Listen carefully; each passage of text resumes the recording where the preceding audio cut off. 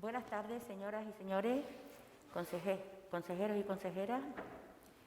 Inauguramos hoy un ciclo bajo el denominador común de encuentros con el futuro que ha organizado el Consejo Social de la Universidad de La Laguna para llevar a cabo hasta el mes de junio una serie de encuentros de prospectiva, de análisis, de exposición de las investigaciones científicas que conocemos, de las especulaciones que se han podido hacer desde el conocimiento científico también sobre el futuro y el futuro después de la pandemia, y además sobre distintos problemas que siempre hemos estado enfrentando aquí en Canarias, sobre la preservación de nuestra naturaleza, sobre la perspectiva del cambio climático, sobre nuestra situación geoestratégica y nuestra relación con Europa, etcétera.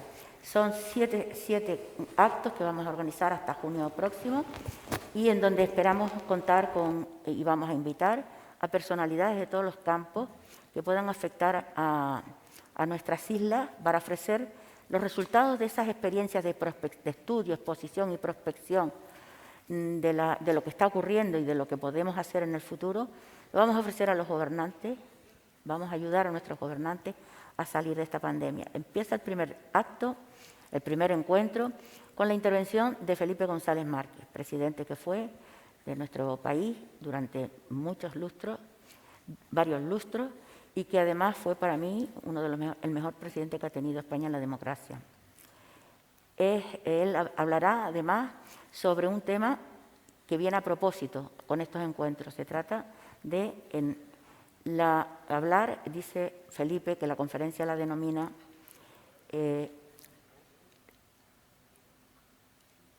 hablar sobre la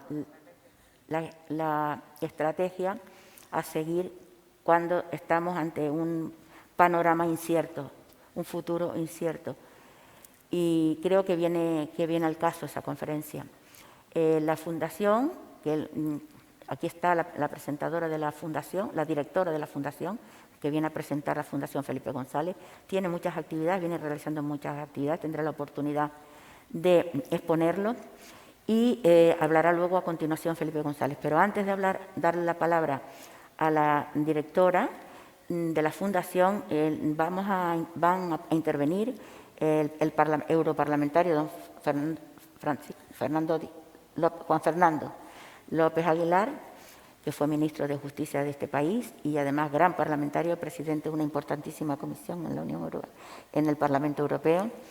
Él estará también en algún momento, en algún encuentro, hablando también sobre Europa, sobre las ayudas y las políticas que se están ahora aprobando para salir de la pandemia. Va a hablar también Juan Cruz, que es miembro del Consejo Social, ilustre periodista, ilustre tinerfeño, su director del país, un hombre con una gran trayectoria y un gran amor a su tierra y que ha venido a colaborar también para que estos encuentros puedan ser positivos para Canarias, ¿no? Hablará también nuestra rectora, Rosa Aguilar. Y luego, por último, tendrá la palabra la directora Rocío. Así que empecemos ya.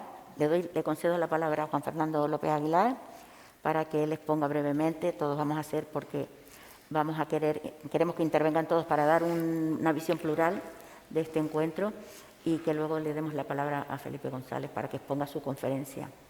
Gobernar en estas circunstancias, ¿no? Que es muy difícil, pero él dará su título y la directora también. Tiene la palabra Juan Fernando. Muy buenas tardes, ante todo, amigas y amigos. Honrado y agradecido de estar esta tarde aquí contigo, Dolores Pelayo, presidenta del Consejo Social de la Universidad de La Laguna, Rosa Aguilar, magnífica rectora, Rocío, Juan Cruz, y con todos los que nos sigan por pantalla online, y sorprendido también de haber sido capturado para participar de esta conversación y este encuentro con ese futuro que ya no es lo que era, como reza el título de una lectura memorable de Juan Luis Cebrián y Felipe González, nuestro conferenciante esta tarde. Futuro que no solamente ya no es lo que era, sino que ya está aquí. precipitado por la revolución más vertiginosa de la historia de la humanidad y que se expresa en el epítome de la globalización, que es la escala definitiva de lo humano. Es la sumatoria de muchas revoluciones de los transportes, la información y las comunicaciones y la digitalización que nos enfrentan y nos abisman a problemas que pueden abrumarnos, si es que no causarnos angustia, ante su enormidad, que a muchos suscita esa sensación de incertidumbre, de la que hablaba el principio de Heisenberg, la incertidumbre ante el futuro. Y esa enormidad requiere actores de estatura, con vocación de ser globalmente relevantes. Yo acabo de aterrizar de mi trabajo en la Semana del Parlamento Europeo, en la que hemos aprobado en un pleno río, como viene siendo la costumbre de un tiempo a esta parte, el marco financiero plurianual, el presupuesto 2021, el Next Generation EU, fondo de recuperación, con una potencia de fuego nunca vista en la historia de la Unión Europea, con una inversión que duplica el techo de gasto nunca antes conocido en la Unión Europea para la recuperación frente a los estragos de esta pandemia que nos está haciendo tanto daño. Y además lo hemos hecho intentando preservar los valores distintivos de la Unión, eso que llamamos la simbiosis entre Estado de Derecho, democracia y derechos fundamentales, condicionando el acceso a los fondos europeos a un mínimo respeto a estos valores que nos identifican. Y sin embargo, en esta escala enorme de la Unión Europea sigue habiendo muchísimas manifestaciones de angustia y consiguientemente resistencia ante esa demostración de estatura que requiere, por ejemplo, una expresión de la globalización tan acuciante en Canarias como es el impacto de los flujos migratorios que no apuntan solo a Europa, pero apuntan a Europa y apuntan a esta parte de Europa, que es esta isla Canaria, que es toda Canarias, esta frontera exterior de la Unión Europea que es Canarias. Y por eso creo que esa conversación sobre el futuro la vamos a disfrutar, porque nos interpela de manera directa. Esa incertidumbre que nos está asomando a una situación que Jung, el comunicólogo, llamaría no paradigmática, que requiere de mucha explicación si es que quiere ser entendida para después ser gobernada. Y creo que esa es exactamente la conversación que nos va a proponer Felipe González, gobernar la incertidumbre. Y por eso creo que quizá puedo aportar también la necesidad de que en el gobierno de la incertidumbre y de la respuesta ante la incertidumbre nuestros valores asomen. Los míos son de una persona de izquierdas, un socialista, y recientemente he leído también una cita reseñable de Leonardo Padura, que es la que dice que el socialismo es ese espacio en el que nunca sabes el pasado que te espera. Y a mí me gusta pensar que se parece más a lo que nos dijo Willy Brandt del socialismo, la capacidad siempre de encontrar respuestas nuevas ante problemas cambiantes. De manera que vamos a disfrutar la conversación con Felipe González con toda seguridad. Muchas gracias. Muchas gracias. Tiene la palabra la excelentísima señora y magnífica rectora Rosalía. Muchas gracias, señora presidenta. Queridos compañeros de esta mesa institucional, estimado expresidente Felipe González, muy buenas tardes a todos y todas las que nos siguen por la red. Es un placer, como rectora de la Universidad de La Laguna, participar en este inteligente acto organizado por nuestro Consejo Social. Con un nombre tan sugerente como Encuentros con el Futuro, da comienzo una iniciativa para abrir los ojos, para pensar globalmente, para entender que nuestra realidad cotidiana depende de muchos factores exógenos que debemos conocer.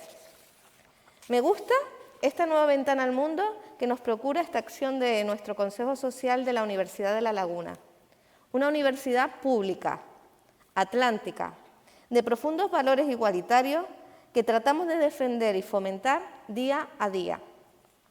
Desde luego, el conferenciante con el que se abre este nuevo capítulo no puede ser de mayor interés. Muchas gracias, querido expresidente y directora de la Fundación, por aceptar esta invitación y hacernos partícipes de los avances de esta organización, que atiende valores democráticos tan esenciales como son el progreso social, el diálogo, la igualdad, la conexión intergeneracional, sin olvidar nunca una cuestión tan sustancial como el conocimiento de nuestro pasado, sin el cual estaríamos absolutamente ciegos en el presente. Todos los días les digo a nuestros estudiantes que piensen en grande, que asomen la cabeza a lo que pasa en el mundo, que aprendan a mirar a largo plazo.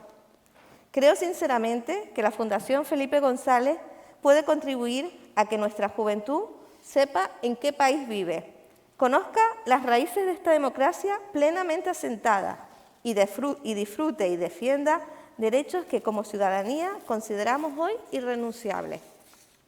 Es sin duda un legado valiosísimo que nos acerca a elementos tan esenciales de nuestra cultura y de nuestra historia reciente como nuestra construcción democrática, la vinculación con Europa y la propia modernización como país, al tiempo que atiende elementos de este presente tan complejo que nos ha tocado vivir y los retos del futuro. De nuevo, agradezco a la Fundación y muy especialmente a su presidente la participación en este acto auspiciado por el Consejo Social de la Universidad de La Laguna. Muchas gracias. Tiene la palabra, gracias. Don Juan Cruz. Muy bien, muchas gracias y muy honrado estar con Juan Fernando, con la rectora, con Rocío, con nuestra presidenta María Dolores Pelayo y con el presidente Felipe González. Hace años, no tantos, un equipo de la televisión colombiana fue a ver un barrio muy pobre de Bogotá. Le preguntó a un adolescente, el periodista, ¿qué es el futuro? Y el chico respondió, el futuro es lo que no hay. El futuro que tiene un problema, que se puede ver por el espejo retrovisor, pero siempre que lo ves ya es otra vez presente, ¿no? Nosotros tuvimos un presente, por así decirlo, pluscuamperfecto, en los años 40, 50, 60, 70 e incluso 80 del siglo XX, y todo el mundo esperaba que un día hubiera un futuro.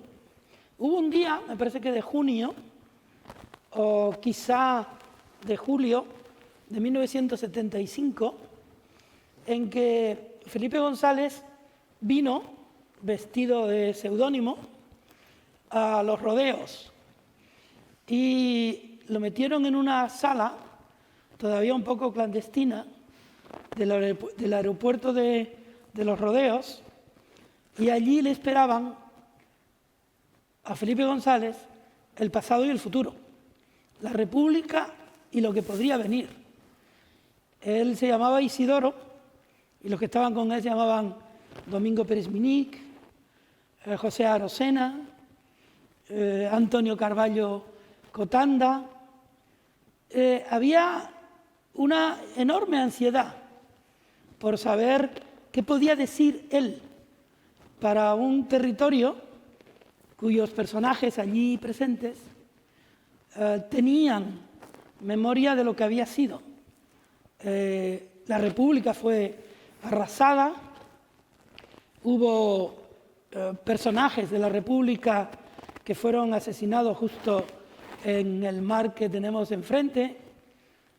Antes hubo iniciativas culturales muy potentes que fueron también desposeídas de su propia esencia, y aquella gente iba allí a ver al joven líder que se asomaba como una posible encarnación de un futuro democrático que todavía no había sido ni diseñado, hasta el punto de que quien lo encarnaba era una nebulosa con seudónimo. Luego vino el futuro. Ahora estamos en otro futuro.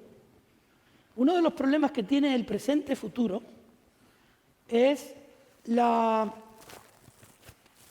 ignorancia, la falta de inversión humana, inteligente y económica, cómo no, por acabar con esta tendencia que tiene España a ningunear la inteligencia, la investigación y a considerar que las universidades son lugares donde se expenden títulos para hacer que el futuro tenga una concreción económica.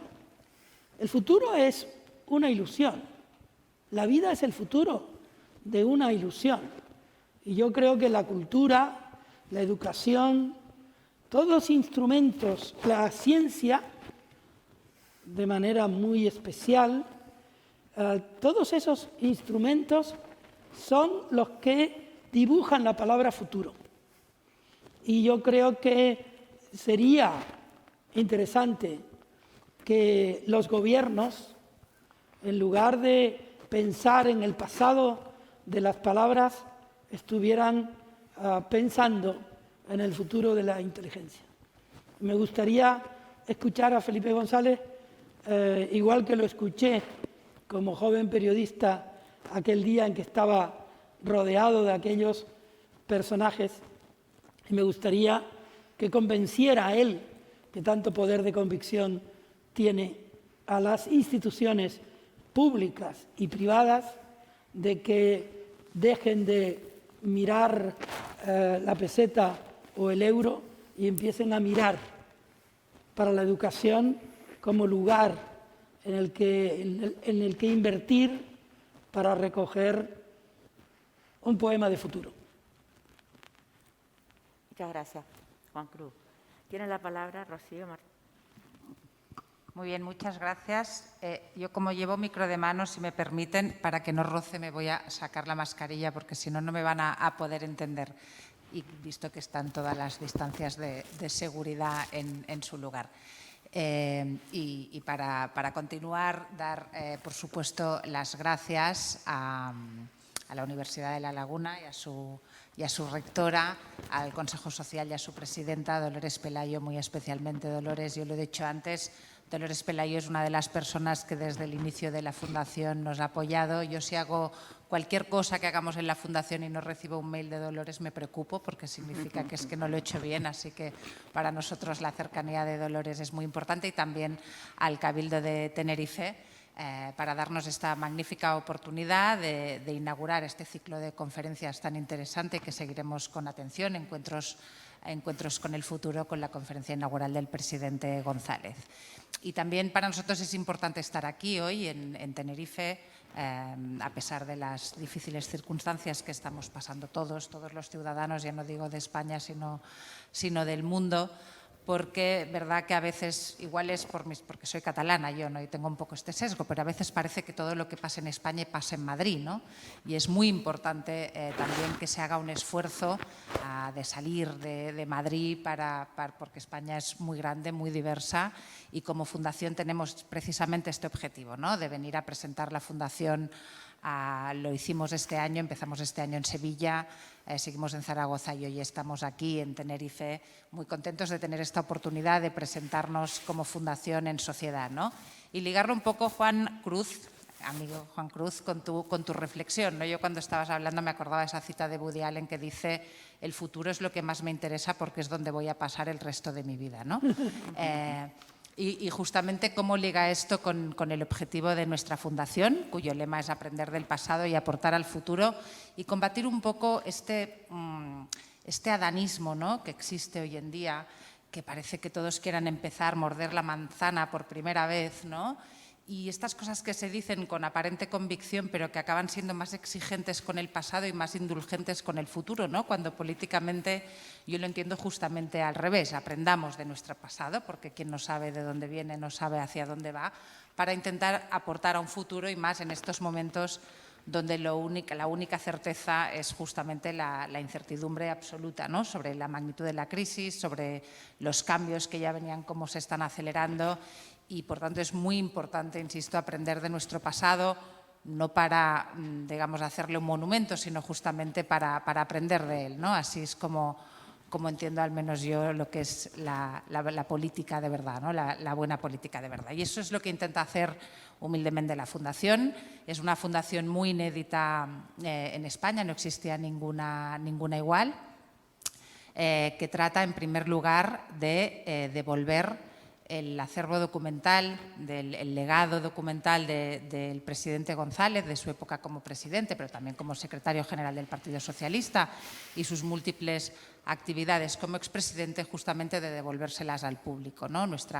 Digamos, una de nuestras principales misiones es lo que nosotros llamamos memoria cívica, entendida que la memoria es propiedad de los ciudadanos. Eso es, digamos, una característica democrática y que, por tanto, inspirados en, permítanme que tengo que pasar, por eso tenía el micro de mano, inspirados en lo que hizo Franklin Delano Roosevelt en Estados Unidos, que fue él que inauguró justamente la tradición de bibliotecas presidenciales, ¿no? Diciendo que para reunir los registros del pasado y alojarlos en edificios donde serán conservados para el uso de hombres y mujeres en el futuro, una nación debe creer en tres cosas. Se debe creer en el pasado, se debe creer en el futuro y se debe, sobre todo, creer en la capacidad de su propio pueblo de aprender del pasado para ganar el juicio de la creación de su propio futuro, ¿no?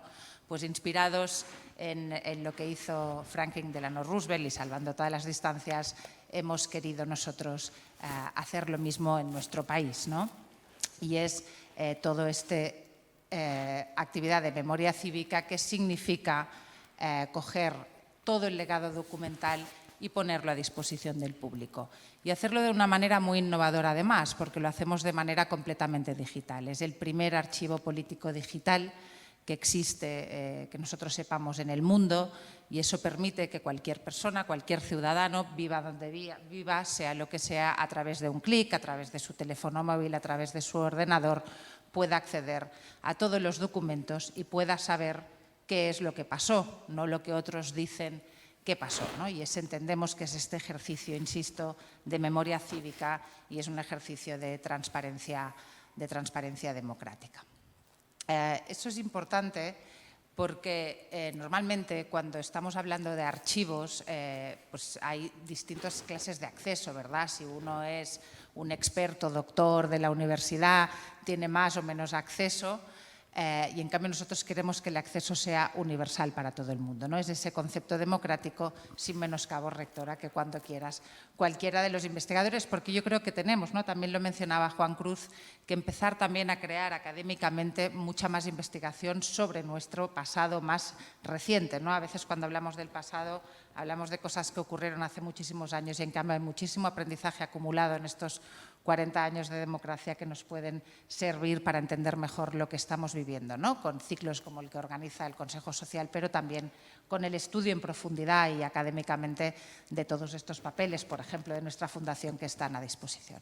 Pero aparte de aprender de nuestro pasado, nosotros también intentamos, aquí había un poco más de detalles de todo lo que es el archivo, aportar al futuro.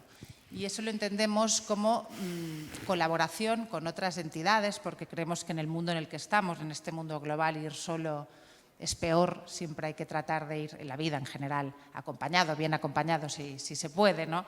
Pero colaboramos con otras instituciones para intentar crear y aportar al futuro, sabiendo que no tenemos la solución de todo, sabemos que no podemos abarcar todos los temas que nos preocupan, muy relacionados con aportar más progreso y más igualdad, y sí que tenemos, si quieren, un sesgo, digamos, de valores socialdemócratas, ¿no? Así como entendemos que el archivo es para todo el mundo, piense lo que piense, vote lo que vote, votara lo que votara.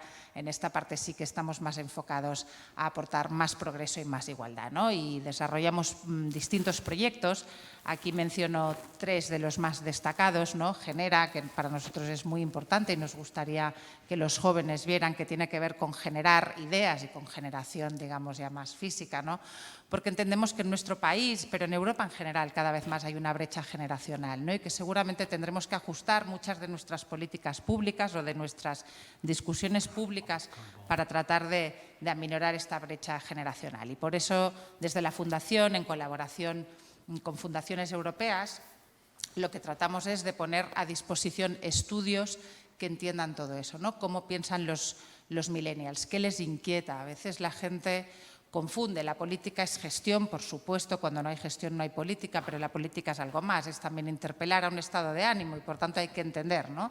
Que es lo que les inquieta hoy a nuestros jóvenes, cómo entienden el mundo. O sea, hay muchos cambios. Hoy ya no les preocupa tanto poseer, sino que les preocupa más acceder. Eso implica cambios desde muchos puntos de vista, ¿no?, de las políticas que tenemos, y la Fundación, por tanto, con este programa Genera, trata de aportar a nuestro futuro, de aportarlo a la sociedad para que la sociedad pueda tener una discusión digamos, más informada, ¿no? Lo mismo que también trata la universidad, evidentemente, con distancias. Otro programa que tenemos, y aquí acabo, aquí hay algunos de los resultados de estos informes que tenemos sobre el proyecto Genera, es un programa que nos gusta mucho, que se llama La Revolución de las Pequeñas Cosas, Palancas o la Revolución de las Pequeñas Cosas, que ahí lo que intentamos es bajar al detalle, ¿no?, de las políticas, porque es obvio que nuestra discusión siempre se enmarca a la brocha gorda. Eso ha pasado toda la vida, ¿no? Si queremos más educación, Juan Fernando, tú lo habrás oído 1000 veces en las campañas políticas, ¿no? Queremos más Europa, pero eso exactamente qué significa, ¿no?, y cómo se concreta, ¿no? Y el diablo está en los detalles, que dicen los ingleses, y por tanto nosotros lo que tratamos en este programa Palancas, la revolución de las pequeñas cosas, es fijarnos en estos detalles de las políticas, ¿no? Intentamos agrupar talento transversal ideológicamente, transversal de trayectorias políticas, porque también creemos además que cuando la gente habla de cosas concretas se pone más fácilmente de acuerdo. Y que vivimos en un momento de polarización máxima, lo hemos visto en Estados Unidos, pero España va a la zaga, lamentablemente, y que en cambio si estamos hablando de cosas muy concretas, como intentamos hacer en Palancas, que hemos presentado una de rehabilitación energética de edificios, otra de megaincendios, otra de memoria y exilio, hay unas 40 que ustedes las tienen disponibles en la página web, pues ahí es mucho más fácil el acuerdo, y el acuerdo siempre es una cosa buena si se puede llegar a él, ¿no? Por último, y este último año, tenemos también el honor y la responsabilidad por parte de la Fundación de acoger el legado de Alfredo Pérez Rubalcaba, por decisión de su viuda, y que lo hemos llamado el valor del compromiso, ¿no? Justamente por lo que decíamos. Alfredo Pérez Rubalcaba siempre decía que solo los que tienen convicciones fuertes son capaces de llegar a acuerdos. Si vemos el panorama de hoy, parece justamente lo contrario, ¿no? Parece que acordarse a ceder, y en cambio, como decía Alfredo Pérez Rubalcaba, es justamente lo contrario, ¿no? Uno es capaz de llegar a acuerdos, y en nuestra historia y en nuestra democracia se fue capaz de llegar a acuerdos justamente porque se tenía muy claro cuáles eran los valores y las convicciones de cada uno, ¿no? Pues en el espacio Rubalcaba nosotros queremos reivindicar todo el legado de Alfredo Pérez Rubalcaba, el valor de su compromiso. Hemos presentado una web que acoge su biografía, su legado documental. Estamos trabajando en ello, porque siempre estamos hablando de una fundación muy pequeña, que es un work in progress, pero en todo caso, el año que viene, este año no lo hemos podido hacer por motivos de la pandemia, obviamente, pero el año que viene vamos a otorgar un premio Rojana, que es un premio a la concordia, al acuerdo y a personalidades que representan esto que está hoy tan denostado, pero que creemos que es imprescindible si alguien quiere ser exigente en un futuro, que sea un futuro que dure más de 24 horas o de una legislatura, ¿no? Que entendemos que son los futuros transitables. Eso es a lo que se dedica la Fundación Felipe González. Nos gustaría muchísimo que la gente de aquí, de Tenerife, pero también de todas las islas, pudiera, digamos, compartir con nosotros proyectos que quieran hacer. Estamos a disposición de todos vosotros. Dolores ya lo sabe, la rectora también. Pero en todo caso, el ciclo que hoy inaugura el Consejo Social nos parece muy pertinente, y el presidente de la Fundación, al que le paso inmediatamente la palabra, porque es a quien han venido obviamente a escuchar, pues les hablará de todo esto tan importante que es cómo gobernar la incertidumbre, pero no perder de vista que el futuro es lo que más nos interesa. Así que muchas gracias. Antes de pasar a la palabra al presidente, yo querría aquí recordar y dar las gracias al presidente del Cabildo de Tenerife, que ha sido patrocinador de este evento y que se encuentra, como ya todos conocemos, afectado por la pandemia. No ha podido estar aquí, quiero excusarlo, con harto dolor, y un recuerdo cariñoso para él y a su familia, y un agradecimiento también por la generosidad que ha demostrado y la apertura de mira al ceder esta aula al Consejo para que podamos hacer, siquiera en estas condiciones, el acto este evento de inaugurar el ciclo de encuentros con el futuro, ¿no? A él y a mis consejeros y consejeras que me apoyaron para este ciclo y no están aquí, también les quiero guardar un recuerdo y decirles que lo siento mucho, que esta es la única manera, pero que esta va a ser la manera que creo que en el futuro va a funcionar para las grandes concentraciones, si no me equivoco. Ojalá me equivocara, porque el afecto humano, el contacto humano es fundamental para nosotros, para nosotras. Pero si eso es lo que imponen los tiempos, pues nos acomodaremos como nos hemos acomodado a lo largo de nuestra historia a peores circunstancias. Entonces, tiene la palabra Felipe González.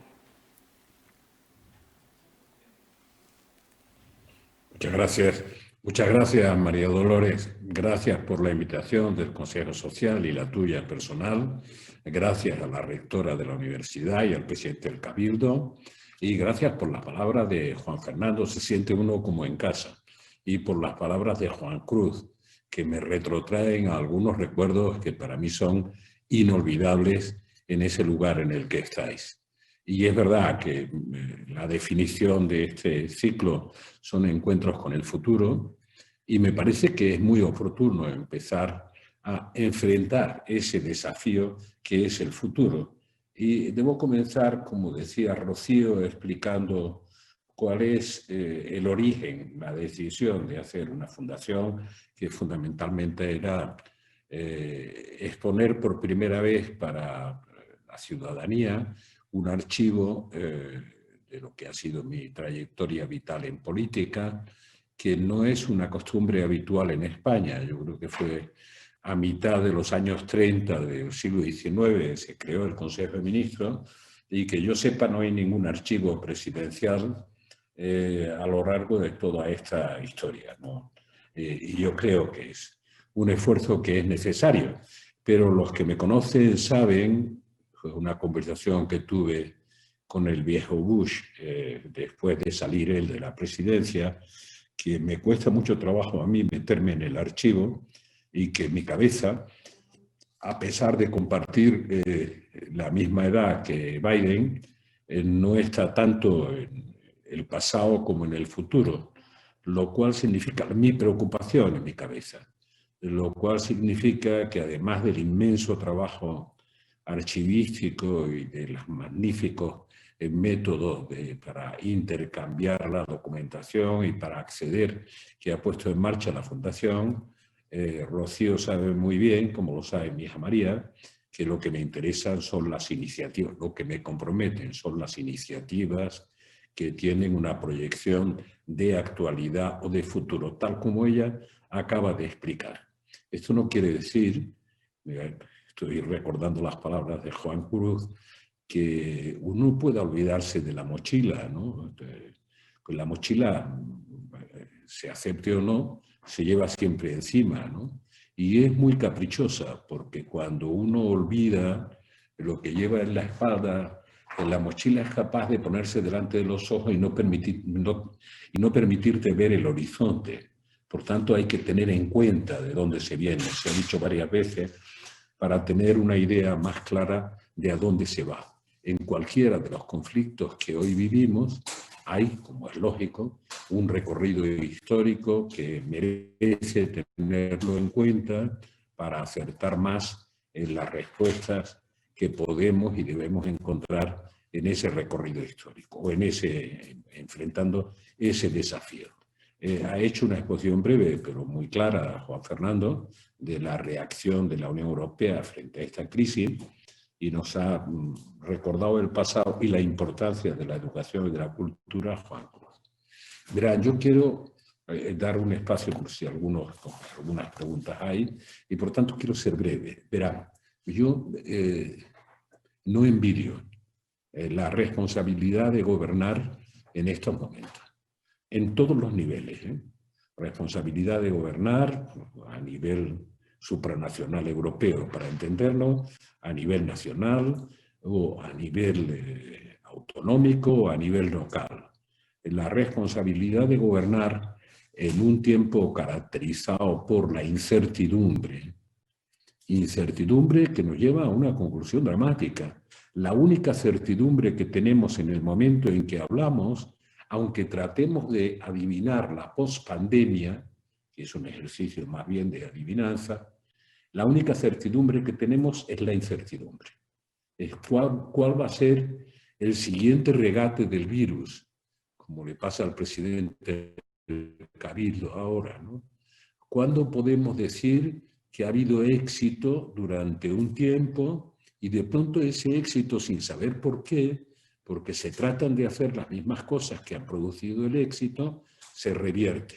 Y no solo entre nosotros, lo vemos en un país que ponemos muchas veces como modelo de éxito en la lucha contra la pandemia, como Alemania o como Suecia, y ahora en América Latina como Uruguay, que parecía que estaba exento de esa terrible pandemia que han sufrido en Argentina, en Brasil, etc., independientemente de las posiciones de los dirigentes. Por lo tanto, debo decir que uno tiene que hacer un esfuerzo para comprender la enorme dificultad que enfrentan los responsables de gobierno en los distintos niveles por el grado de incertidumbre.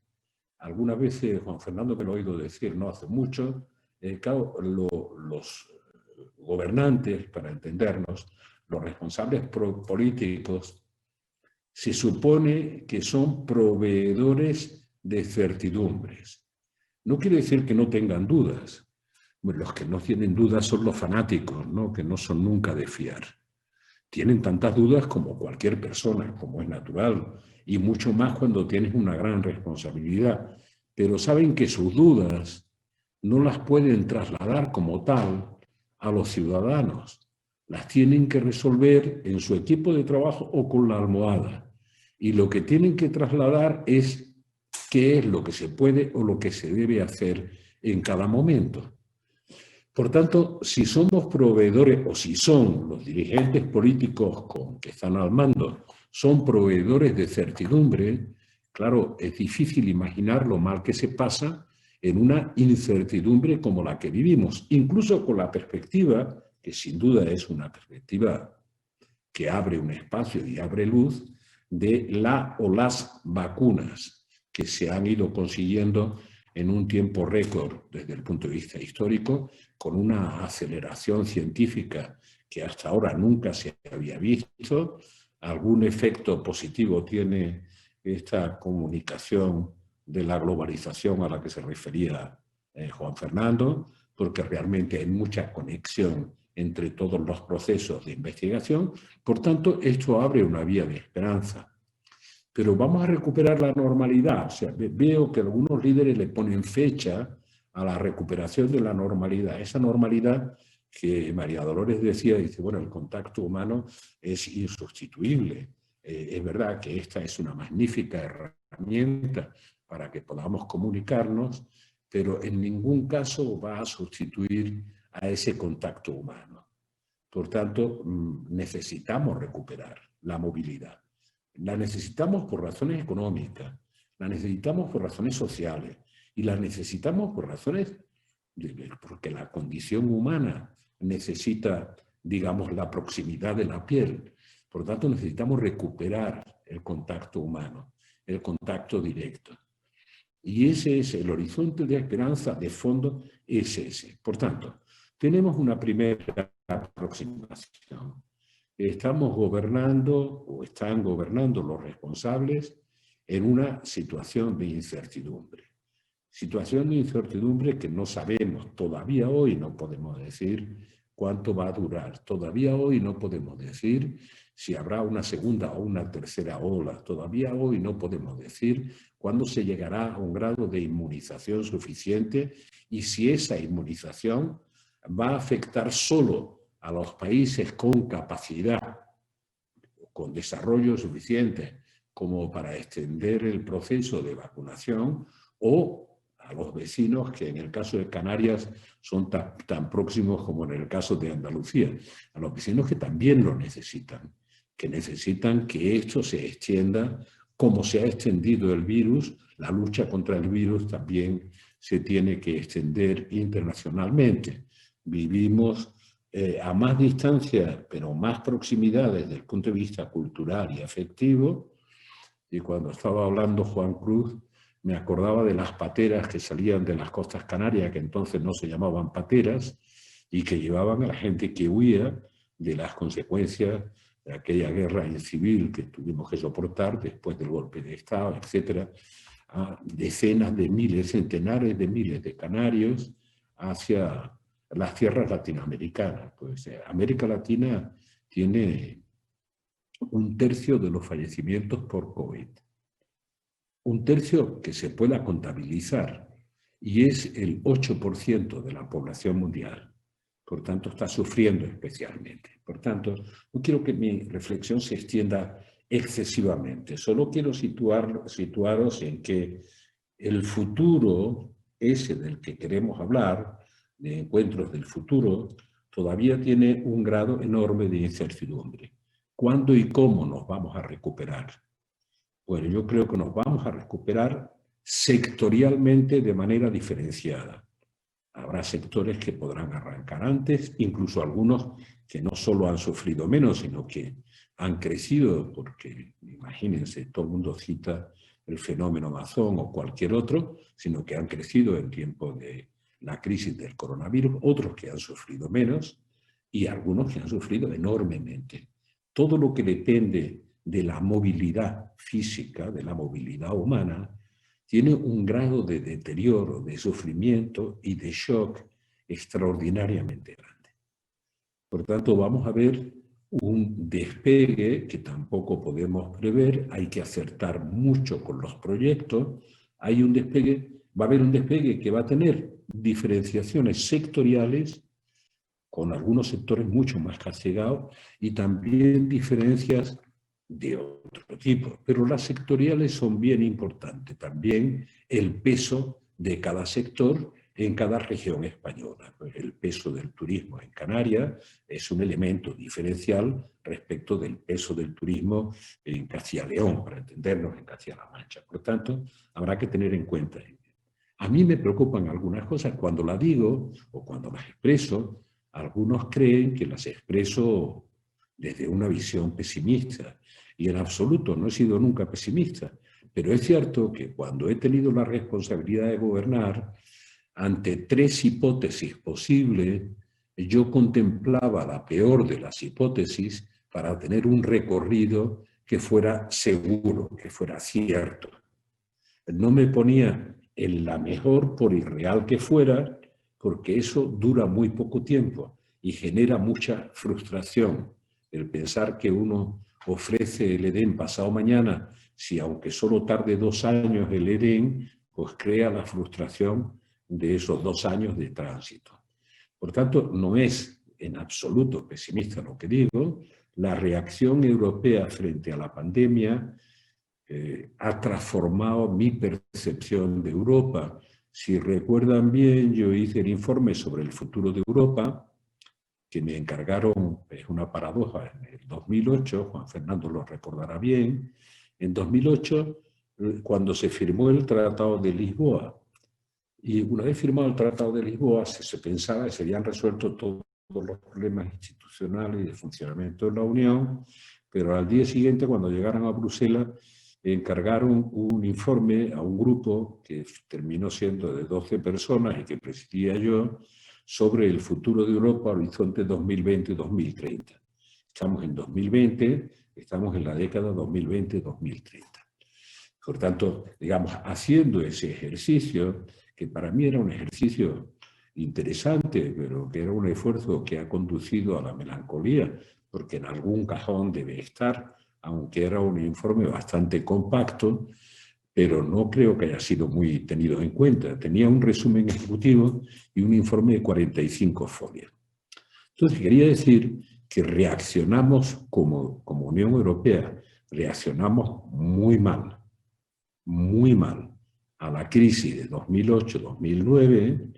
Yo presenté el informe en 2010, tuve una discusión interna que consistía en algo que hoy se repite y que me da angustia que se repita. Una parte de los miembros de la comisión decían que no analizáramos las consecuencias de una crisis como la de 2008, porque esa crisis estaba ya de paso y que en 2 años parecería ridículo que hubiéramos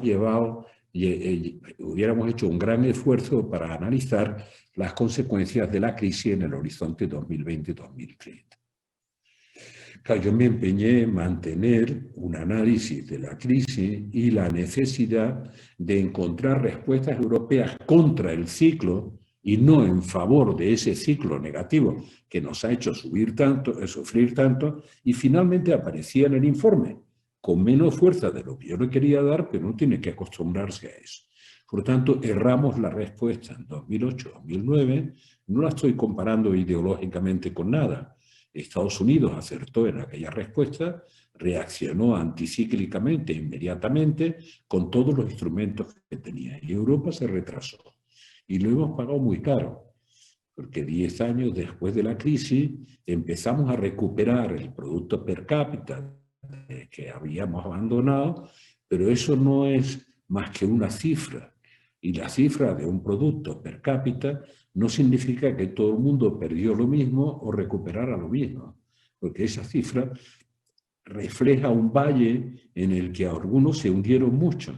Y antes de levantar cabeza, una parte de la población se enfrenta con la crisis del COVID, que de nuevo nos retrotrae en unos pocos de años por la caída del Producto Bruto. Incluso cuando lo recuperemos, en el plazo que sea, ojalá sea lo más pronto posible, pero yo no pienso en milagros, tardaremos varios años en recuperarlo, en recuperar el Producto Bruto. El valle en el que se han quedado muchas de las personas afectadas, que es una generación que va a sufrir 2 crisis, la crisis de 2008 y la crisis de 2020, tienen que remontar 2 crisis y levantarse de 2 valles. Bueno, pero sin embargo la Unión Europea ha reaccionado en esta ocasión, y el Parlamento Europeo ha jugado un papel determinante, ha reaccionado a mi juicio muy bien, muy bien. Es más, incluso al día de hoy, con el enorme esfuerzo que se ha hecho, no estoy seguro de que haciendo las cosas bien, que es un presupuesto que no es demostrable a priori, sean suficientes los fondos disponibles. Pero por primera vez se combinan políticas monetarias del Banco Central Europeo con un presupuesto plurianual, que no está mal, con un fondo de reconstrucción que es la primera vez que hay un endeudamiento de esa magnitud en la Unión Europea, y que tiene además 2 componentes interesantes. Tiene unos objetivos con los que podemos coincidir todos y que para la reconstrucción y para el relanzamiento de economías como las economías de las islas, hombre, el tener presente el cambio climático, que es la otra pandemia permanente y silenciosa, la que no afecta a la vida diaria y no la vemos más que cuando se pone uno a ver la cifra, la digitalización y toda la adaptación para mejorar nuestra capacidad de competir en el mundo, que tiene mucho que ver con nuestra formación, con nuestro sistema educativo, con darle importancia a lo que la tiene, con nuestra formación profesional, etc. Todos estos objetivos están acompañados de algo que recordaba Juan Fernando y que por favor me gustaría que no se olvidara.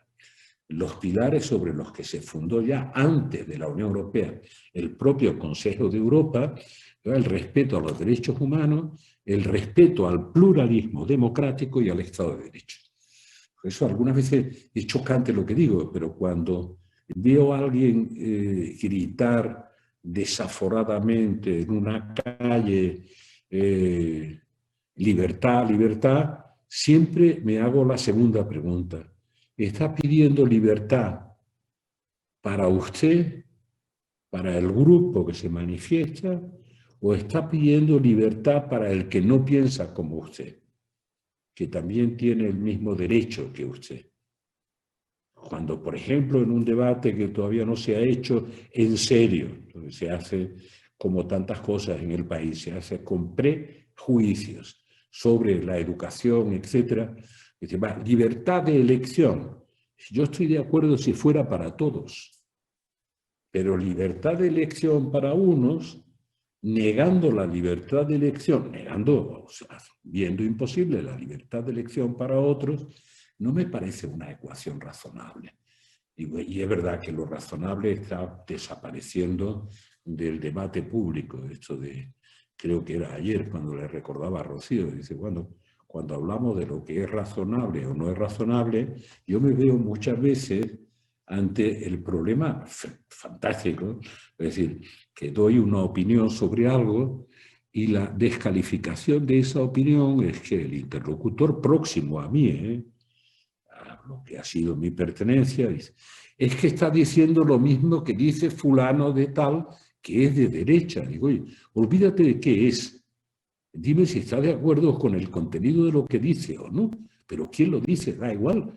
Porque la posibilidad de empatizar, de crear convivencia y diálogo, solo es posible si, y esta es una de las aportaciones que tratábamos de hacer con lo que Rocío llama las palancas, dice la revolución de las pequeñas cosas, solo es posible si uno atiende de verdad el razonamiento, el problema concreto que nos pasó cuando presentábamos el gran fenómeno de los incendios forestales, que al final analizábamos todas las situaciones socioeconómicas eran distintas. Imagínense, este incendio de millones de hectáreas en Bolivia o en la Siberia rusa o en las condiciones son radicalmente distintas, o en California, etcétera, ¿no? En Australia, los que hemos visto por todas partes.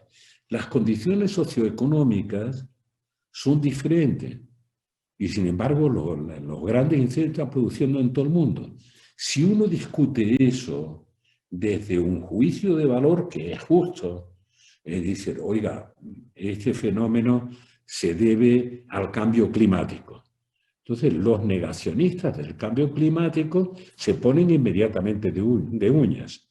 Pero si uno discute el problema como tal, nadie lo niega. Que han ardido millones de hectáreas, no sé qué, tal. Bueno, lo curioso es que la conclusión de la reflexión, del análisis serio y científico, es que el único elemento común es un grado de diferencia en la temperatura. La temperatura aumenta 1 grado y la naturaleza responde.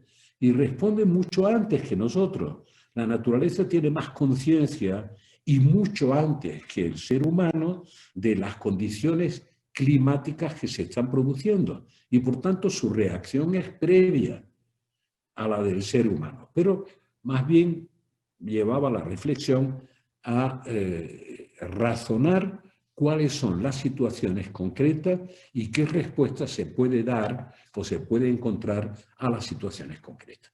Debo decirles que en lugar de los grandes debates de política general, y es verdad que hoy estoy entrando en uno, pues me interesa cada vez más el debate sobre situaciones concretas y el intento de buscar transversalmente, no me arrepiento de decir lo que digo, transversalmente, por tanto, aceptando las opiniones de los demás y tratando de sumar las opiniones que sean valiosas, de encontrar una respuesta. Es decir, entonces, la gran respuesta europea, que algunos empiezan a criticar porque dicen que están condicionados los objetivos de la Unión Europea, yo creo que bendito sea que las condiciones de la Unión Europea, y la Unión Europea somos todos, estén marcadas por los objetivos y por los pilares sobre los que se fundamenta la convivencia. Entonces, no se pueden violentar esos pilares. ¿Viste? Cuando decía Juan Fernando, y por lo menos hay que respetar un mínimo, hay que respetar el Estado de Derecho, sí.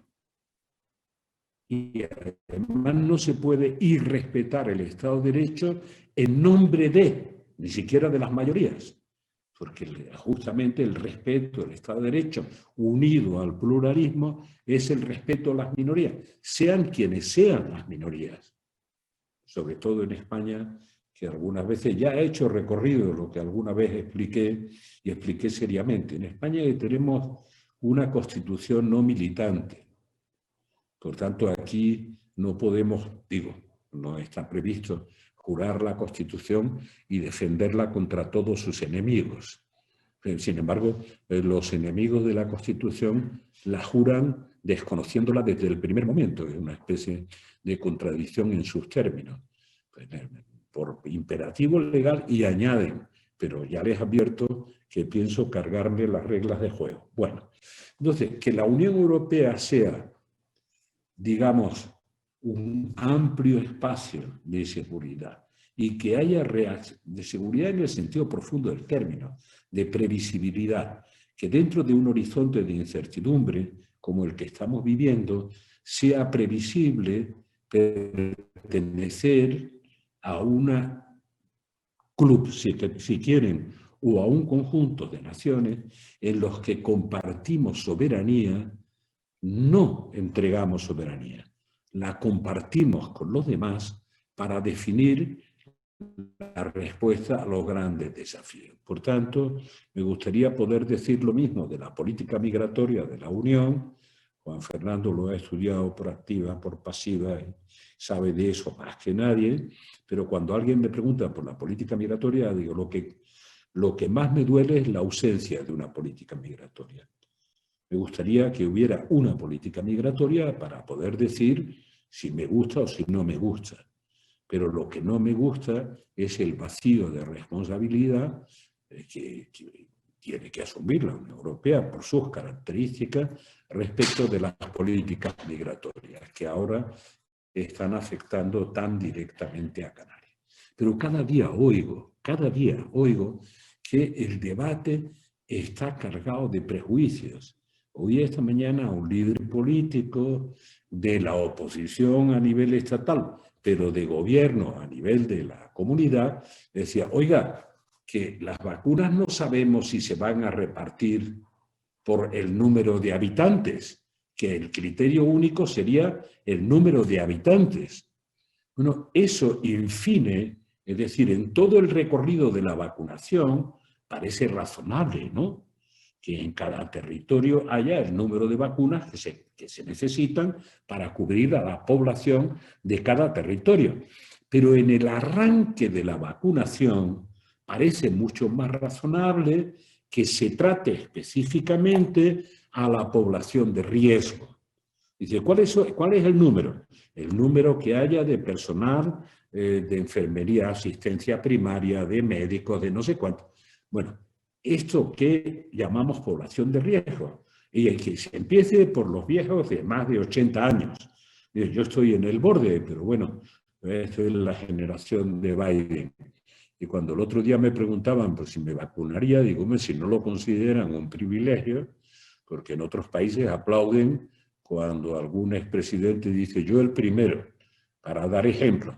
Pero aquí si uno dice yo estoy disponible desde el primer minuto, dirá, ¿y usted qué clase de privilegio cree que tiene? Porque somos capaces de retorcer el argumento hasta ese extremo. Por eso dice usted, el número de habitantes determinará la distribución final del esfuerzo de vacunación, pero la inicial será por la población de riesgo afectada. Y no hay que ponerse nervioso, porque una de las cosas que más confunden en este momento, en este presente que condiciona nuestro futuro, es la sensación de que no nos ponemos de acuerdo,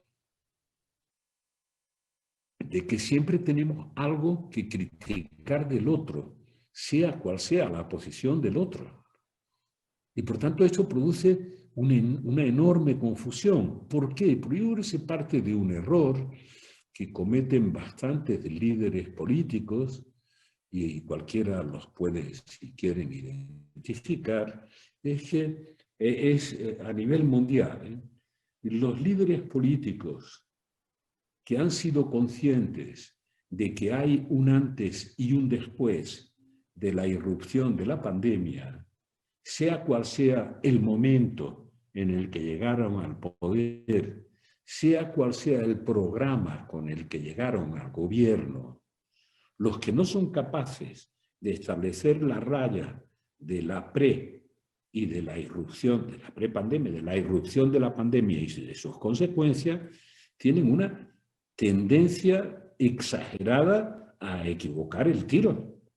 Nos guste o no nos guste. Y no hablo solo de los negacionistas, los que lo aceptan. Pero los que lo aceptan dicen, no, pero todo esto ya lo teníamos previsto. Como si uno pudiera prever esta catástrofe que se ha proyectado sobre todos nosotros. Nadie podía prever esto, nadie. Y además tendremos que prepararnos, porque probablemente será o no de esta magnitud, pero tendremos manifestaciones pandémicas en el futuro, lo mismo que las hemos tenido en los últimos 20 o 25 siglos que conozcamos. Por tanto, eso va a continuar, ahora tenemos más instrumentos, tenemos que organizarnos mejor, coordinarnos mejor y no cometer errores de bulto. Me estoy quedando en lo inmediato concreto. Cuando de pronto hay alguien que durante unos meses parece que consigue doblegar la pandemia y que la curva baja, inmediatamente nos lo ponen o se ponen de ejemplo de lo que hay que hacer. Y de verdad lo han hecho bien, se han ido doblegando la curva. Y de pronto, cuando el ejemplo es el ejemplo para todos, bueno, habrá que hacer lo mismo que han hecho. El virus se revierte contra eso y afecta a esos territorios donde parece que ha habido un éxito relativo mayor. Por tanto, no nos podemos descuidar. Es el ejemplo a nivel europeo, el ejemplo de Alemania, que además utiliza unos parámetros mucho más duros que los nuestros, mucho más duros, en el sentido, oiga, hasta aquí llegó la cosa y se acabó. Entonces, ¿cómo vamos a construir el futuro?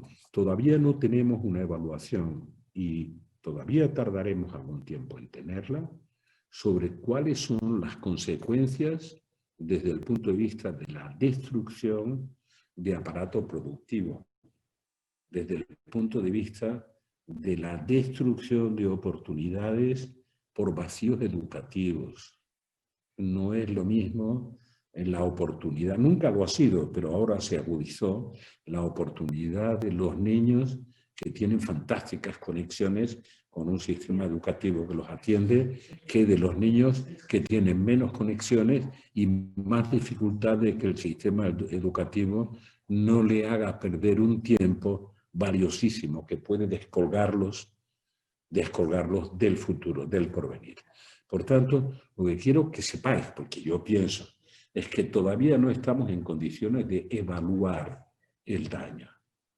Y pienso además que es mucho mejor decirle a los ciudadanos en todos los niveles de responsabilidad que tenemos conciencia, o que tienen los responsables, conciencia del daño que se está sufriendo. Y por tanto, del enorme esfuerzo que hay que hacer entre todos, y si es posible, las mayorías más amplias, juntos, para recuperar las posiciones anteriores. No importa si se está en el gobierno o en la oposición, eso es transitorio. Y no puedo dejar de expresar una preocupación que para mí es permanente, porque guió mi comportamiento desde los tiempos de los que habla Juan Cruz, hasta los tiempos cuando dejamos de ser Isidoros y compañía, hasta los tiempos de la transición, del pacto y de la construcción de una convivencia en paz y en libertad. Y debo deciros que a pesar de todo, viniendo de donde venimos, lo que creo que hay que preservar por encima de todo, es la convivencia, el respeto al otro. Yo creo que la política, aunque no tenga las consecuencias que algunos dicen de manera alarmista, ¿no? Aunque no tenga las consecuencias que en otras épocas vivimos, pero la política de la respuesta de odio, de rencor hacia el otro, está fracturando las sociedades y las familias. Y yo creo que esto es el peor daño, y este no es de la pandemia, es el daño de la política. Todavía la sociedad no está demasiado contaminada, pero nadie puede evitar que se contamine. Cuando uno recibe la respuesta, está diciendo lo mismo que dice el otro, que es el enemigo, o que es no sé cuánto. Bueno, yo la verdad es que no considero, que hay gente de la que discrepo profundamente, pero respeto que la Constitución les dé un sitio a todos. Y discrepo de tal manera que obviamente hay gente con la que no pactaría, pero hay otra gente con la que no solo pactaría, sino cuando recordaba a Rocío a Rubalcaba, pactaría con la tranquilidad que se puede pactar cuando uno tiene convicciones firmes. Y esta parte de la exposición la terminaré con las palabras que recordaba Juan Fernando de Willy Brandt. Y es verdad que cuando fui a verlo ya, antes de aquel congreso que no pudo asistir, él insistía en un tema fantástico. Dice, la virtualidad de nuestra tribu, de la tribu a la que pertenecemos, ojalá no la pierda, es que siempre es capaz de tener nuevos principios ante nuevas realidades y nuevos desafíos, siempre nuevas respuestas, quiero decir, siempre que no se pierda el rumbo, siempre que no se pierdan los objetivos de igualdad, de justicia social y de libertad, que es lo que nos debe guiar. Pero de verdad, no puedo dejar esto sin la broma. Yo estoy en contra de eso que llaman, aunque no lo definen, políticas neoliberales. Estoy en contra de ellas. Pero si al neoliberalismo alguien quiere oponer el neopobrismo, también estaré en contra. Y quiero que lo sepan desde el principio.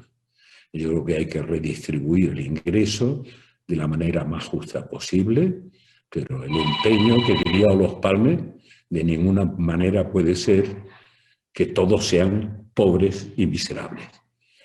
Palme lo definía fantásticamente. Mi preocupación no es que haya ricos en Suecia.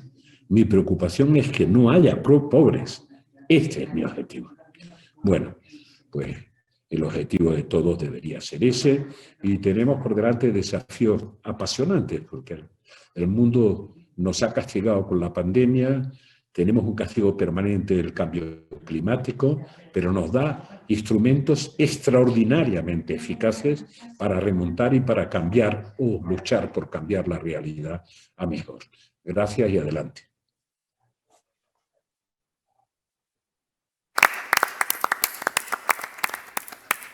Como decía Felipe, en el principio, en el inicio y en el fin están los principios. Que mucha gente se olvida de que se coge más pronto a un truán y se delata más pronto un truán que lo que es una persona callada, pero que lucha por la igualdad, por la justicia, por la libertad. Estos ya estamos en la glass, no estamos en la era de la transparencia, ¿no? Y parece mentira que con la era de la transparencia todavía siga la gente pensando que pueden engañarnos algunos truanes que se apuntan a la política pensando que quieren salvarnos y lo que quieren salvarse ellos. Destruir, la historia a mí me recuerda a lo que estamos viviendo en lo que decía Alejo Carpentier en El reino de este mundo, ¿no?